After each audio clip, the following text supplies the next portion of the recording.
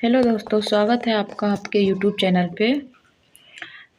तो आज हम पढ़ने जा रहे हैं भूगोल का क्वेश्चन। इसमें पहला क्वेश्चन है, रिक्त स्थानों की पूर्ति कीजिए। मतलब खाली जगहों को भरना है। यहाँ पर 4 ऑप्शन दिए गए हैं। इसमें आपको खाली जगह दिख रहा होगा, कुछ इधर शब्द लिखे हुए हैं, कुछ उधर लिखे हुए हैं, और बीच का जो जगह है वो खाली है। इसमें आप लोग को फिल करना है। आप लोग को ज़रूरी नहीं, हम फिल कर दिए हैं, बस आप लोग को देखना है। तो हमारा ऑप्शन ए है, पवन ऊर्जा किस प्रकार का संसाधन है। यहाँ दिया हुआ है पवन ऊर्जा खाली जगह संसाधन का उदाहरण है। मतलब किस प्रकार का संसाधन का उदाहरण है। तो हम यहाँ कह सकते हैं कि पवन ऊर्जा नवीकरणीय संसाधन का उदाहरण है। मतलब वो नवीकरणीय है।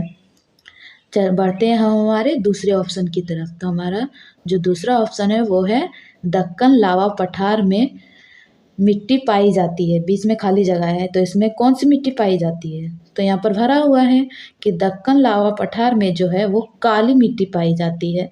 बढ़ते हैं हम हमारे तीसरे ऑप्शन की तरफ। तो हमारा तीसरा ऑप्शन है, उत्पत्ति के आधार पर संसाधन। यहाँ पर एक खाली जगह है और के बाद एक और खाली जगह है। 2 प्रकार के होते हैं। तो वो उत्पत्ति के आधार पर जो है संसाधन, वो जैव और अजैव 2 प्रकार के होते हैं, यानी जीवित और निर्मित। हमारा चौथा ऑप्शन है, प्रधानमंत्री कौशल विकास योजना कितना साल में मतलब वो शुरू किया गया था। तो यहाँ दिया हुआ है, प्रधानमंत्री कौशल विकास योजना वर्ष 2016 ईस्वी में प्रारंभ की गई थी। मतलब शुरू किया गया था। बढ़ते हैं हमारे अगले क्वेश्चन की तरफ। तो हमारा अगला क्वेश्चन है क्वेश्चन नंबर 2। इसमें है कि आपको सही उत्तर चुनना है। मतलब जो यहाँ पर पहले से ही ऑप्शन दिया हुआ है, इसमें आपको सही उत्तर चुनना है, यानी करेक्ट आंसर। तो हमारा यहाँ है, निम्नलिखित में से कौन सा मानव निर्मित संसाधन है। मानव निर्मित संसाधन मतलब होता है जो इंसान बनाता है, प्रकृति नहीं। तो ऑप्शन ए, कैंसर उपचार की औषधियाँ। ऑप्शन बी, झरने का जल। ऑप्शन सी, उष्णकटिबंधीय वन। तो इसमें से जो 3 ऑप्शन है, इसमें हमें सही आंसर चुनना है जो इन मानव ने निर्मित किया हो, मतलब मानव ने खुद से बनाया हो। तो हमारा ऑप्शन ए, यानी कैंसर उपचार की औषधियाँ जो है वो सही हो जाएगा। और हमारा दूसरा ऑप्शन है, मतलब दूसरे नंबर क्वेश्चन का दूसरा ऑप्शन है, जैव संसाधन होते हैं। मतलब जैव संसाधन होते हैं। ऑप्शन दिया हुआ है, का जीव जंतुओं से वायु उत्पन्न, खा मनुष्यों द्वारा। तो हमारा दूसरा नंबर का हो जाएगा का सही, यानी जीव जंतुओं से वायु उत्पन्न। जैव संसाधन होते हैं वो जीव जंतुओं से उत्पन्न होते हैं। हमारा तीसरा वो है, केरल के तटीय रेत में पाया जाने वाला संसाधन है। यहाँ दिया हुआ है ऑप्शन, का थोरियम, खा लोहा, गा यूरेनियम। मतलब केरल का जो रेत है, वहाँ का जो मिट्टी है, वहाँ पर किस प्रकार का जो है संसाधन पाया जाता है। थोरियम पाया जाता है, लोहा पाया जाता है, यूरेनियम पाया जाता है। तो हमारा सही आंसर हो जाएगा आंसर का, यानी थोरियम पाया जाता है। बढ़ते हैं हम हमारे अगले क्वेश्चन की तरफ। तो हमारा अगला क्वेश्चन है वही क्वेश्चन, मतलब यहाँ पर क्वेश्चन है, सतत पोषीय विकास की अवधारणा किस सम्मेलन में पहली बार आया था। सम्मेलन मतलब जब जहाँ मतलब विश्व का सम्मेलन किया जाता है, पर्यावरणीय का एक सम्मेलन होता है जिसमें सभी देश के लोग वहाँ पर इकट्ठा होते हैं और अपनी अपनी राय देते हैं। तो बहुत सा ऐसा सम्मेलन भी होता है, हमारे देश में भी हुआ है। तो सतत पोषीय विकास की अवधारणा किस सम्मेलन में पहली बार आया। ऑप्शन दिया गया है, का स्टॉकहोम, खा क्योटो, गा रियो। तो सतत पोषीय का विकास का अवधारणा का सम्मेलन जो है वो पहली बार स्टॉकहोम सम्मेलन में पहली बार आया था। किसमें आया था, स्टॉकहोम में। तो हमारा आंसर सही आंसर क्या हो जाएगा, स्टॉकहोम। ये 1972 में आया था। बढ़ते हैं हम हमारे अगले क्वेश्चन की तरफ। तो हमारा अगला क्वेश्चन है क्वेश्चन नंबर 3, निम्नलिखित प्रश्नों के उत्तर दीजिए। यहाँ पर 1 2 3 4 इस तरह करके क्वेश्चन दिया गया है, हमें उसका उत्तर देना है। यानी संसाधन किसे कहते हैं, ये भूगोल में अक्सर आता है कि संसाधन किसे कहते हैं। तो यहाँ पर दिया गया है उत्तर में, हमारे चारों ओर नज़र आने वाले वस्तुएं जो हमारे लिए उपयोगी है एवं हमारी बुनियादी आवश्यकताओं की पूर्ति करती है, संसाधन कहलाती है। आंसर दिया गया है, आप दोनों में से कोई भी लिख सकते हैं। प्रत्येक वस्तु जिसका उपयोग आवश्यकताओं को पूरा करने के लिए किया जा सकता है वह संसाधन है। जो हमारी आवश्यकताओं की पूर्ति करता है, जिसे हम यूज़ करते हैं, वो हमारे लिए क्या हो जाएगा, संसाधन हो जाएगा। बढ़ते हैं हम हमारे अगले क्वेश्चन। तो हमारे क्वेश्चन नंबर तीसरे के दूसरे क्वेश्चन में है, संसाधन के मुख्य कितने प्रकार होते हैं, संक्षेप में बताइए। मतलब संसाधन का जो है वो कितना प्रकार होता है, उसे विस्तार से बताने के लिए बोल रहा है। तो यहाँ उत्तर दिया गया है, साधारणतः संसाधनों के मुख्य 3 प्रकार होते हैं। पहला है प्राकृतिक संसाधन, दूसरा मानव निर्मित संसाधन और तीसरा है मानव संसाधन। इन सभी का डेफिनेशन दिया हुआ है, देख लीजिए। प्राकृतिक संसाधन वह संसाधन है, वैसे संसाधन जो प्रकृति से प्राप्त होते हैं, जो हमें प्रकृति के द्वारा मिलते हैं। जब हम पैदा होते हैं उसके पहले से ही वह संसाधन यहाँ पर पहले से ही होते हैं और बिना अधिक संशोधन के उपयोग में लाए जाते हैं, प्राकृतिक संसाधन कहलाते हैं। जैसे नदियाँ और झील का जल, मृदा, खनिज और वायु, ये सब के लिए हमें ज़्यादा मेहनत नहीं करना पड़ता है, ये पहले से ही मौजूद होते हैं, ये प्रकृति के द्वारा हमें मिलती है। दूसरा है मानव निर्मित संसाधन। जब प्रकृति पदार्थों का वास्तविक रूप बदल दिया जाता है तथा उनका प्रयोग अन्य वस्तुओं को बनाने में किया जाता है तो नई निर्मित वस्तुएं मानव निर्मित संसाधन कहलाती है। जैसे मशीनें, सड़कें, प्रौद्योगिकी, रेल मार्ग आदि। यानी जो मानव बनाता है खुद से, अपने हाथों से, उसे कहते हैं मानव निर्मित संसाधन। बढ़ते हैं हम हमारे तीसरे नंबर के तीसरे क्वेश्चन की तरफ। तो हमारा तीसरा है मानव संसाधन। मानव संसाधन से अभिप्राय लोगों की संख्या और योग्यता से है। यहाँ योग्यता से अभिप्राय मतलब योग्यता से मतलब मनुष्य की शारीरिक और मानसिक दोनों प्रकार की योग्यताओं से है। जो मन से हम करते हैं सो, और जो हम शरीर से करते हैं वो दोनों। बढ़ते हैं हमारे अगले क्वेश्चन नंबर 3, संसाधन संरक्षण महत्वपूर्ण क्यों है। यहाँ भी क्वेश्चन दिया गया है कि संसाधन संरक्षण महत्व क्यों है। मतलब हम संसाधन को सुरक्षित या कम इस्तेमाल करेंगे, ये हमारे लिए क्यों महत्वपूर्ण है।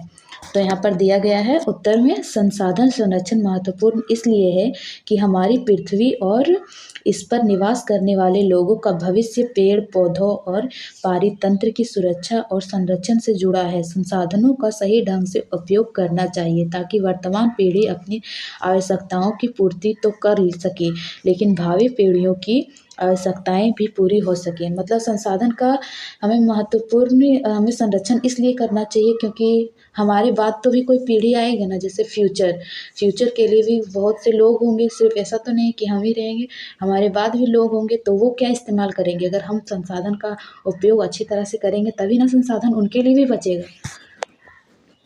बढ़ते हैं हम हमारे अगले क्वेश्चन में। क्वेश्चन नंबर 4, इसमें दिया गया है सतत पोषीय विकास क्या है, इसके सिद्धांत को लिखें। मतलब सतत पोषीय विकास क्या है और इसके सिद्धांत क्या क्या है। तो यहाँ उत्तर में दिया गया है, संसाधनों का उपयोग करने की आवश्यकता एवं भविष्य के लिए उनके संरक्षण में संतुलन बनाए रखना सतत पोषीय विकास कहलाता है। हम जो उपयोग कर रहे हैं और जो भविष्य के लिए बचा कर रख रहे हैं, इन दोनों के बीच जो संतुलन बन रहा है, मतलब नाप तोल बन रहा है, उसे सतत पोषीय विकास कहते हैं। सतत पोषीय विकास के कुछ सिद्धांत निम्नलिखित हैं। यहाँ पर दिया गया है ऑप्शन के साथ। यहाँ दिया गया है का, जीवन के सभी रूपों का आदर और देखभाल। खा, मानव जीवन की गुणवत्ता को बढ़ाना। ग, पृथ्वी की जीवन शक्ति और विविधता का संरक्षण करना। घ, प्राकृतिक संसाधनों के ह्रास को कम से कम करना। और यहाँ एक और दिया गया है, पर्यावरण के प्रति व्यक्तिगत व्यवहार और अभ्यास में परिवर्तन। यहाँ समुदायों को अपने पर्यावरण की देखभाल करने योग्य बनाना। बढ़ते हैं हमारे अगले क्वेश्चन। यहाँ क्वेश्चन नंबर 4 यानी 4, लघु उत्तरीय प्रश्न, मतलब छोटा प्रश्न। लघु उत्तरीय का मतलब होता है छोटा, और दीर्घ उत्तरीय का मतलब होता है बड़ा। मानव एक संसाधन है, कैसे? मतलब मानव एक संसाधन है, हम कैसे मान सकते हैं?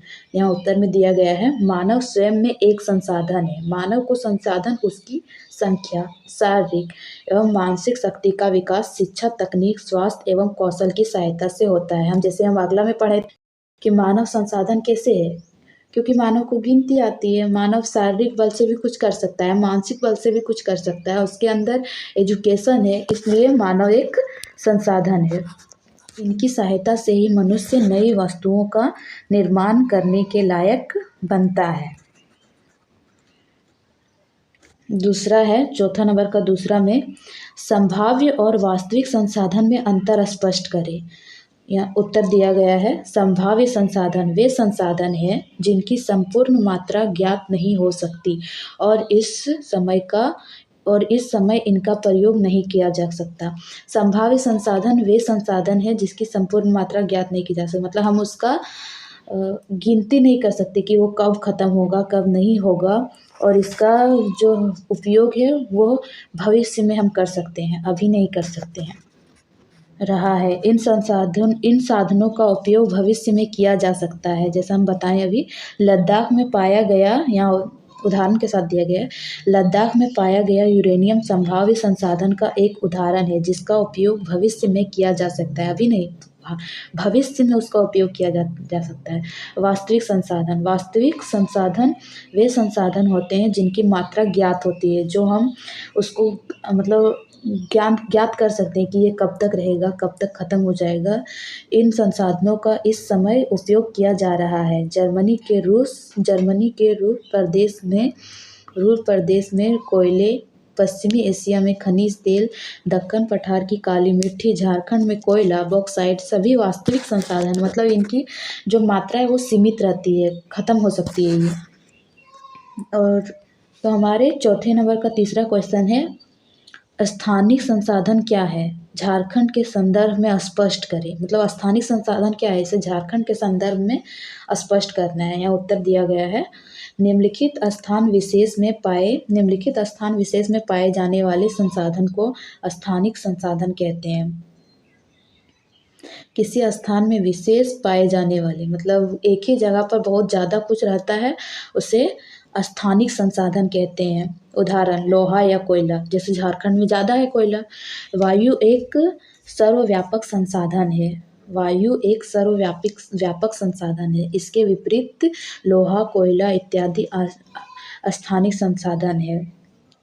झारखंड राज्य में पाए जाने वाले खनिज लोहा, बॉक्साइट, अभ्रक, तांबा, मैग्नीज, चूना, पत्थर, कोयला इत्यादि इस राज्य के स्थानिक खनिज है, क्योंकि ये खनिज भारत के बहुत से दूसरे राज्यों में नहीं मिलते हैं या रेयर होते हैं, किसी राज्य में मिलते हैं, हर किसी राज्य में नहीं मिलते हैं।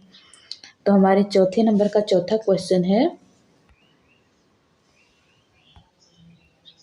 नवीकरणीय और अनवीकरणीय संसाधन का विश्लेषण उदाहरण सहित करें। यहाँ उत्तर दिया गया है, नवीकरणीय संसाधन वैसे प्राकृतिक संसाधनों को कहते हैं जिनकी प्राप्ति पुनः प्राकृतिक रूप से होती है, फलतः ये समाप्त नहीं होते, अर्थात इन संसाधनों को दोबारा उपयोग संभवतः होता है, जैसा जल, मृदा या मिट्टी और वन इन संसाधनों का बारंबार उपयोग कर सकते हैं।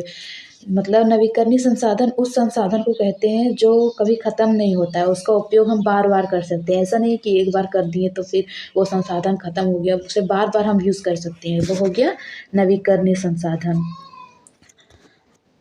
कुछ ऐसे भी संसाधन हैं जिनकी उपयोग एक बार ही संभव है। इन संसाधनों का बनना एक भौगोलिक क्रिया है जिसमें लाखों वर्ष लगते हैं। यह अवधि मानव जीवन की अवधि से बहुत अधिक है, अतः इस प्रकार के संसाधनों की पुनर्विक्ति संभव नहीं है। उदाहरणतः पेट्रोलियम, कोयला और प्राकृतिक गैस, ये संसाधन एक बार उपयोग के बाद समाप्त हो जाते हैं। मतलब कोयला, पेट्रोलियम, ये सब जो है वो बार बार हम उपयोग नहीं कर सकते हैं। इनका जो होता है एक स्टॉक होता है, जो बोले थे मात्रा होता है, वो ख़त्म हो जाता है। लेकिन जो जल, मिट्टी, ये सब का उपयोग हम बार बार कर सकते हैं।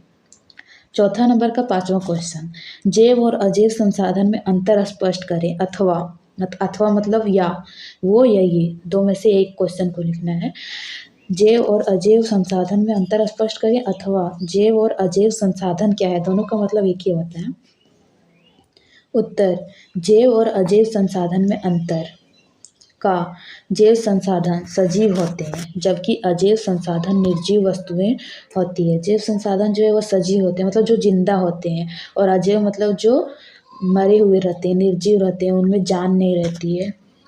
खा, पौधे और जंतु जैव संसाधन है। पौधे जो है उनका पौधे में विकास होते रहता है, जैसे पौधे छोटा होते हैं, फिर बड़ा होके वो पेड़ का रूप ले लेते हैं, तो वो एक सजीव है।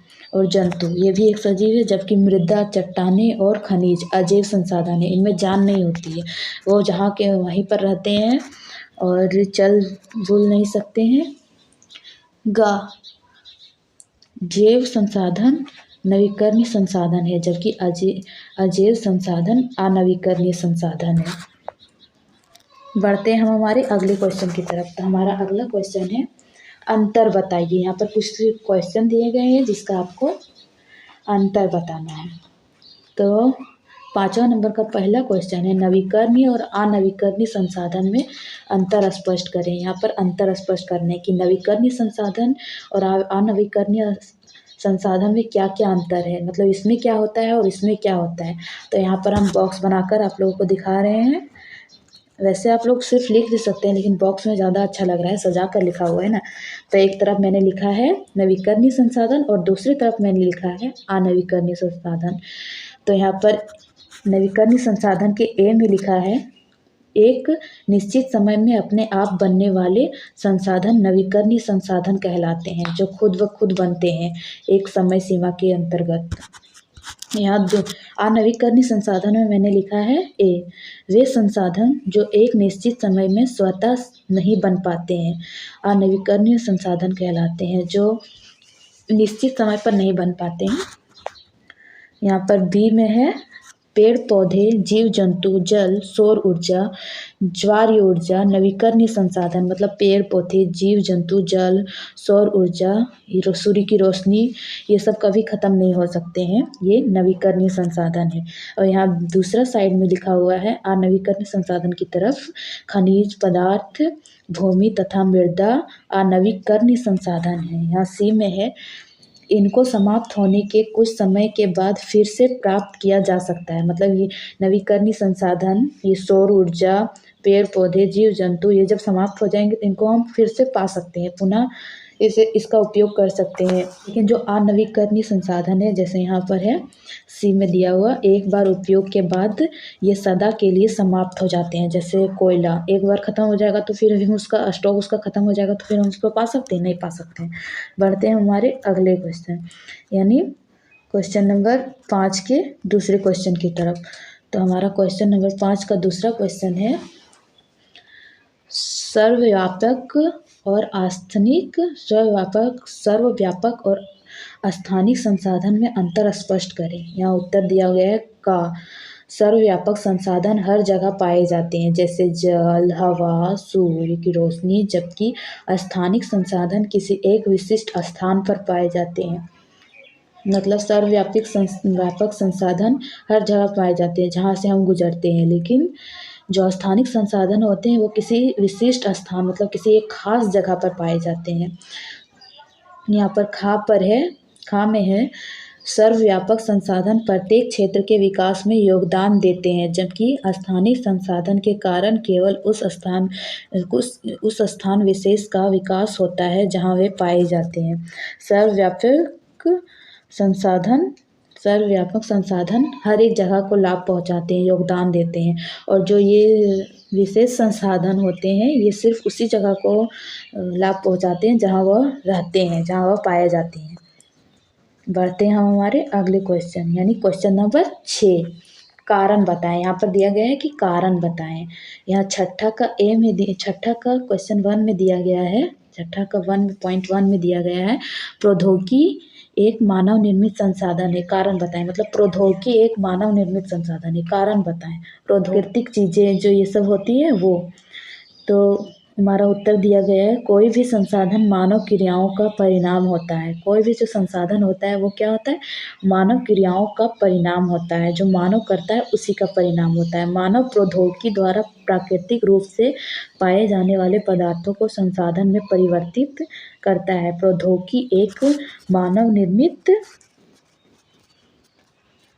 संसाधन है जिसका उपयोग प्राकृतिक संसाधनों को उपयोगी बनाने में किया जाता है, जैसे लोहा का निष्कर्षण कर मशीन, औजार, वाहन आदि बनाए जाते हैं। मतलब लोहा पिघलाकर जो मशीन, औजार ये सब बनाया जाता है, इसको बनाने में प्रौद्योगिकी होता है। प्रौद्योगिकी भी एक संसाधन है जो मानव निर्मित है।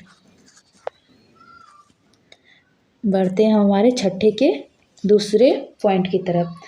तो हमारा छठा नंबर क्वेश्चन का दूसरा पॉइंट है, मानव एक विशेष संसाधन है, कारण बताएं। मतलब मानव एक विशेष संसाधन है, कारण क्या हो सकता है बताने के लिए बोल रहा है। तो हमारा उत्तर है, पृथ्वी पर पाए जाने वाले संसाधनों का दोहन, जो मतलब उसका समापन हो रहा है ना, वही दोहन का मतलब वही होता है, समापन, और उपयोग मानव ही करता है। इन संसाधनों से मानव अपनी आवश्यकताओं की पूर्ति करता है। वर्तमान में जनसंख्या के दायित्व से ज़्यादा परिसंपत्ति के रूप में देखा जाता है। शिक्षा, प्रशिक्षण और चिकित्सा सेवा के परिणाम स्वरूप यही जनसंख्या मानव संसाधन के रूप में बदल जाता है। मानव के विकास से ही देश का विकास है। मानव संसाधनों का विकास भी करता है। मानव विकसित संसाधनों का उपयोग भी करता है। किसी देश के विकास का सीधा संबंध मानव से है। संसाधन भूगोल के जनक जिमरमैन के, भूगोल का जो है वो इस आंसर में हमें भूगोल का जो जनक मतलब उसका जो पिता है वो भी पता चल जाता है। वो कौन है, जिमरमैन। उनके अनुसार क्या है, जिमरमैन के अनुसार मानव संसाधन सर्वश्रेष्ठ संसाधन है होता है। हमारे अगले क्वेश्चन यानी क्वेश्चन नंबर 7 की तरफ। तो हमारा यहाँ दिया गया है दीर्घ उत्तरीय प्रश्न। मतलब जैसा हम आप लोग को पहले बताए थे वो था लघु उत्तरीय प्रश्न, ये है दीर्घ उत्तरीय प्रश्न। मतलब दीर्घ उत्तरीय प्रश्न मतलब थोड़ा लंबा है, यहाँ पर लंबा क्वेश्चन दिया गया है, उसका लंबा आंसर भी। तो यहाँ पर 7वां नंबर का पहला पॉइंट में है, झारखंड में पाए जाने वाले नवीकरणीय एवं अनवीकरणीय संसाधन पर संक्षिप्त निबंध तैयार करें। मतलब झारखंड में पाए जाने वाले नवीकरणीय और अनवीकरणीय संसाधन का आपको संक्षिप्त में उसका डिफिनेशन देना है, मतलब परिभाषा लिखना है संक्षिप्त में, लंबा करके। तो हम यहाँ लिखे हैं उत्तर, नवीकरणीय संसाधन, नवीकरणीय या अक्षय ऊर्जा में वे सभी ऊर्जा शामिल हैं जो प्रदूषण कारक नहीं है, जो प्रदूषण से दूर है, तथा जिनके स्रोत का क्षय नहीं होता है या जिनका स्रोत का पुनः भरण होता है, जो फिर से भरता चला जाता है, वो कभी समाप्त नहीं होता है। सौर ऊर्जा, सौर ऊर्जा जो है वो सौर की रोशनी, वो कभी ख़त्म होगी नहीं होगी। पवन ऊर्जा मतलब ये जो हवा वो चलती है, ये कभी ख़त्म होगी नहीं होगी। जल विद्युत ऊर्जा, ये कभी ख़त्म होगी नहीं होगी। ज्वारीय ऊर्जा, बायोमास, जैव ईंधन आदि नवीकरणीय ऊर्जा के कुछ उदाहरण हैं। झारखंड के नवीकरणीय संसाधन, मतलब झारखंड का जो कुछ संसाधन है उसके बारे में दिया गया है। मृदा या मिट्टी, झारखंड के अधिकांश भूभाग पर मृदा निर्माण पठारी चट्टानों के अपरदन से हुआ है। इस राज्य में लाल मिट्टी, दामोदर घाटी राजमहल क्षेत्रों में माइका युक्त मिट्टी, कोडरमा, झुमरी, तेलैया, बाड़गांव, बगुली मिट्टी, हजारीबाग, धनबाद, काली मिट्टी, राजमहल, लेटेराइट मिट्टी, रांची के पठारी हिस्से, पलामू, संथाल परगना आदि क्षेत्रों में पाए जाते हैं। झारखंड में मृदा अपरदन एक बड़ी समस्या है। मृदा अपरदन का मतलब होता है जो मृदा का काट छाट होता है, जो मृदा को बहा कर ले जाता है, पानी जब आता है जोर से। तो ऊंची नीची भूमि कम समय में तेज वर्षा मृदा अपरदन को सहायता प्रदान करती है। योजना बनाकर इन समस्याओं से निपटने की आवश्यकता है। जल संसाधन, जल एक बहुमूल्य नवीकरणीय संसाधन है। वर्तमान समय में इसे सुरक्षित करने की प्रमुख तकनीक जल संचय यानी जल को जमा करना है, रेन वाटर हार्वेस्टिंग है। वृक्षों की कटाई को रोकना, वृक्षरोपण मतलब ज़्यादा पेड़ पौधे लगाना, सिंचाई की नई तकनीक इसके उपाय हैं। झारखंड सरकार के द्वारा जल संरक्षण को बढ़ावा देने हेतु अनेक प्रयास किए जा रहे हैं। डोंगा का निर्माण इसी प्रयास की एक कड़ी है। झारखंड के वन क्षेत्र अन्य राज्यों में मतलब दूसरे राज्यों में जहाँ वन क्षेत्र में लगातार गिरावट आ रही है, मतलब वन जो है उनका कटाई तेजी से हो रहा है, वो घटते चले जा रहा है, वहीं झारखंड में लगातार बढ़ रहे हैं। किंतु एक विडंबना यह भी है, विडंबना मतलब अंधविश्वास या फिर कह सकते हैं कि सुनी सुनाई बात, विडंबना ख्याली पुलाव, यह भी है कि यहाँ सघन वन क्षेत्र में लगातार गिरावट आ रही है। झारखंड का कुल वन क्षेत्र 3.25% है। पश्चिम सिंहभूम के सारंडा समेत तमाम अन्य क्षेत्रों में खनिजों का दोहन के कारण, मतलब खनिजों का अधिक उपयोग के कारण हुई वनों की कटाई इसके मुख्य कारण है। जल विद्युत, झारखंड में जल विद्युत उत्पादन का प्रारंभ, जल विद्युत मतलब होता है जल से जो विद्युत यानी लाइट जो उत्पादन किया जाता है, दामोदर नदी घाटी निगम परियोजना की स्थापना से हुआ है। 1948 में इस परियोजना का निर्माण किया गया। मेथन, पंचेत, तेलिया आदि स्थानों पर जल विद्युत केंद्र स्थापित किए गए हैं। अनवीकरणीय संसाधन, जिन संसाधनों के भंडार सीमित है, वो कम मात्रा में है, उनका एक अलग स्टॉक रहता है और इनका उपयोग एक बार ही संभव है, अनवीकरणीय संसाधन कहलाते हैं। झारखंड को संपूर्ण भारत में खनिज उत्पादन के मामलों में पहला स्थान प्राप्त है। कुल उत्पाद के 40% हिस्सा राज्य का है, जिससे 3,000 करोड़ रुपए की कमाई होती है। झारखंड में पाए जाने वाले प्रमुख अनवीकरणीय खनिज निम्नलिखित है। कोयला, झारखंड के धनबाद, बोकारो, हजारीबाग, गिरिडीह, पलामू, चतरा, लातेहार, गढ़वा, रांची आदि जिलों में कोयले के अपार भंडार पाए जाते हैं, मतलब यहाँ पर अधिक मात्रा में कोयला मिलता है। इस राज्य में 76,712 मिलियन टन कोयला उत्पादन होता है, मतलब निकाला जाता है, बनता है। लोहा, झारखंड राज्य में भारत का 25% लोहा अयस्क संचित है। तो संचित मतलब जमा है। पश्चिमी सिंहभूम जिला में नेवामुंडी, जामदा, किरीबुरू प्रमुख खनन केंद्र हैं। खनन केंद्र मतलब जहाँ पर उसको निकाला जाता है। बॉक्साइट, झारखंड राज्य के गुमला, लातेहार तथा लोहरदगा जिलों में बॉक्साइट के भंडार हैं, मतलब वहाँ पर ज़्यादा स्टोर है बॉक्साइट का। अभ्रक, झारखंड में अभ्रक उत्पादन मुख्य रूप से कोडरमा, गिरिडीह और हजारीबाग जिले में होता है। यहाँ उच्च किस्म के अभ्रक का उत्पादन होता है। अभ्रक में भी उच्च निम्न इस तरह के अभ्रक होते हैं, जो ज़्यादा क्वालिटी का होता है, जो कम क्वालिटी का होता है। तांबा, झारखंड में तांबे का खनन मुख्य रूप से मुसाबनी, सरायकेला, राखा, घाटशिला और बहरागोड़ा में होता है। तांबा अयस्क का भंडार 226 मिलियन टन का है।